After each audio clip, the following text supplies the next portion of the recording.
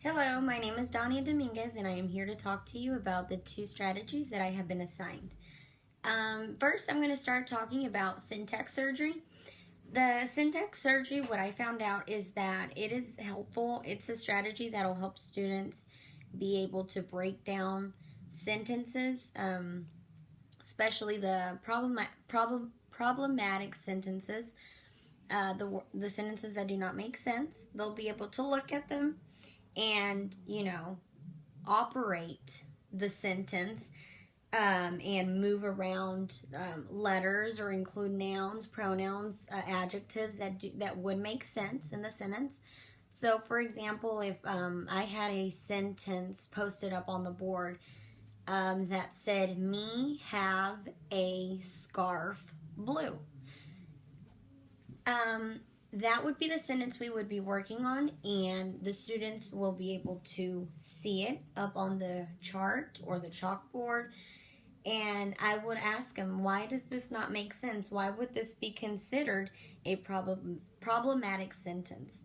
And then we can be able to obviously cut out the me, take it out, and put I. Instead of "me have a scarf blue," we would say "I have a scarf blue," and then they'll look at it, and then we can stop and think about it and review.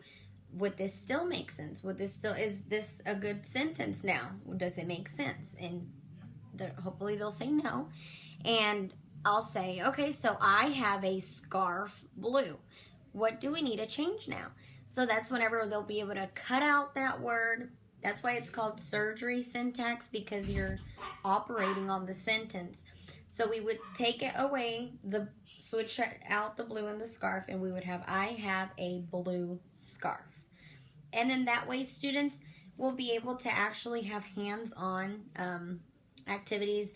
This could even be a little station in a classroom where a teacher can have the chart there for the students with problematic sentences and have the correct have the cards prepared for them to just stick in there and correct the sentence on their own as a group or individually.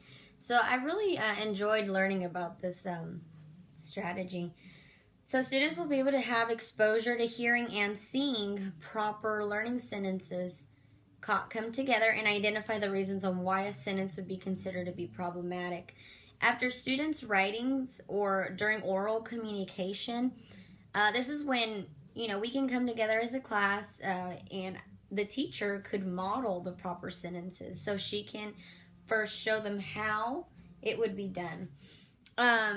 So together as a class, they'll be able to correct the sentences that are improper. So that's a really, really fun thing to do, and then once students get the hang of knowing how to do it, they could individually do it on their own or in a group, or the teacher could even identify those struggling learners who are still not understanding and pull them out and work with them. Like I said, it could be a station that the teacher can have for them. On my template, I included the step-by-steps. I would first identify the problematic sentence that causes a difficulty, needs to be corrected. We could write the sentence out on the whiteboard, chalkboard, or like I said, I really like the chart that I found it on Pinterest. It's like a chart that they can do, and it's like a long index card. The teacher can just write it out, cut it out, see, so the students can understand why it's called a syntax surgery. I would tell my students, we are doing a syntax surgery, and I would want them to know what that is. I think I wouldn't want to confuse them, but then I would like to let them know this is what this is called. So then whenever, it is written down, we can rearrange the words in the correct English sequence. We could practice more sentences with the same pattern, write a few more sentences with the same word pattern on sentence strips, and have students read them along with you for additional practice. And also, teachers need to keep in mind that they need to be careful because you don't want this to interrupt the communication you have with the student. You wouldn't want them to feel uncomfortable when they speak to you, especially English language learners. you can, I found something really interesting that it said that if what the student's message was clear, respond to it, modeling the correct English syntax. Write the student's sentence down and return at a later time to use the syntax surgery strategy to support the refinement of the student's English.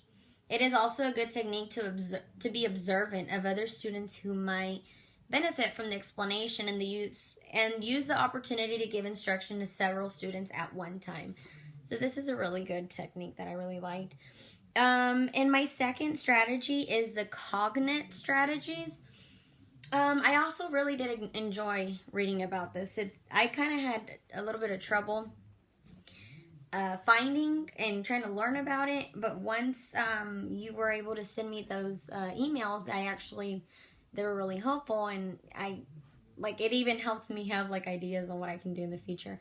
But with this, students will develop cognate awareness and will be giving strategies for using cognates in their primary languages as a tool for understanding English as a second language. Students are introduced to the concept of cognates by playing and matching a word game, so they could do that.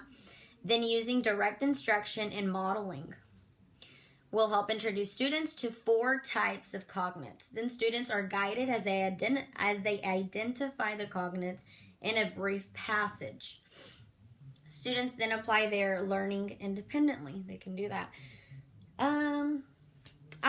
The step-by-steps that I said how I would implement the strategy was, this is an example. I could obviously introduce the vocabulary first. This activity merely introduces students to the concept of cognates and is not intended as a springboard for rote memorization of a word list. That's something we do not want to do, just have them memorize things. Just word lists. No, we want them to understand this is the type of cognate that you need to be aware of. English. If I feel like I am an ELL student, and if I would have known this in the future, in the past, I think it would have been easier for me to distinguish certain words and why is this word like this? I'm actually barely now learning this, realizing that this is something. It has a name to it. So I would explain, because English and Spanish are closely related. Some words in Spanish are similar in form and meaning to a word in English. These words are called cognates. You should also define and describe the 4 categories of cognates. So you can tell them the first one is that words that are spelled exactly the same in both languages. I would ask for volunteers whose pairs were spelled exactly the same to call out their words. And as they do, list them on the graphic organizer. Ask students whether they know of other English, Spanish cognates that are spelled the same way and have the same meaning. So for example, the word hotel.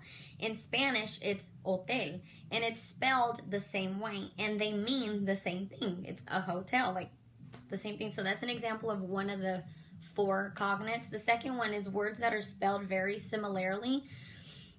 These often vary in predictable ways. For example, declaration and declaración.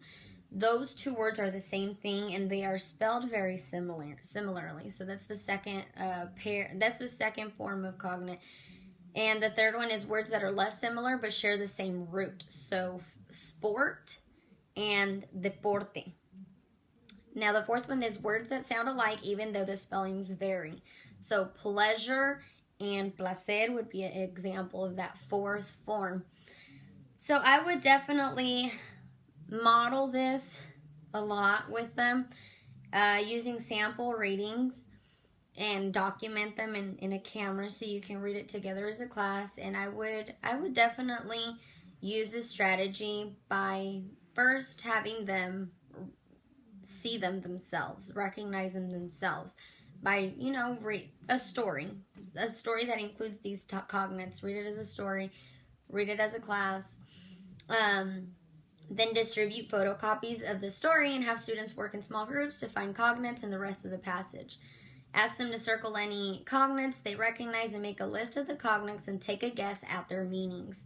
using their knowledge of their first language to help them. After students complete the activity, gather student responses in a whole class discussion of the passage. So that's how I would do that.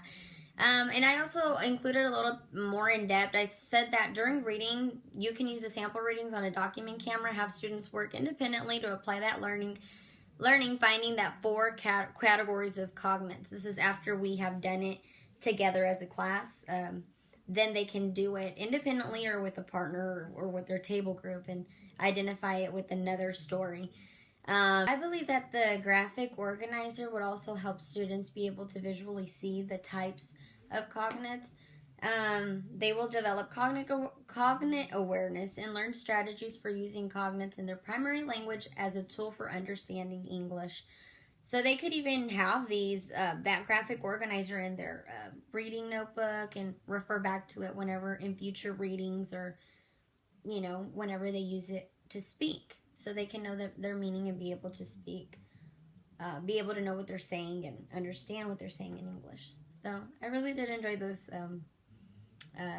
activity. Thank you.